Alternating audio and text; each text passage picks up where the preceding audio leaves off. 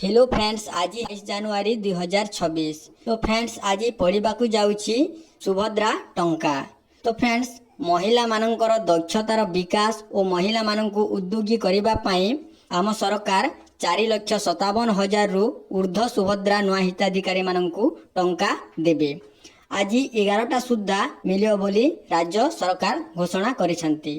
तो फ्रेंड्स आपण मानकर कागज पत्र एवं बैंक पासबुक ठीक थिबा दरकार, जता बैंक पासबुक रे डीबीटी लिंक थिबा दरकार और राशन कार्ड रो नाम न कटि थिबा दरकार। कारण जो नूतन राशन कार्ड पाई आपण माने पुराना राशन कार्ड रे नाम कटई थिले बा नुआ राशन कार्ड एपर्यंत होई नाही, से माननकु पैसा मिली न पारे।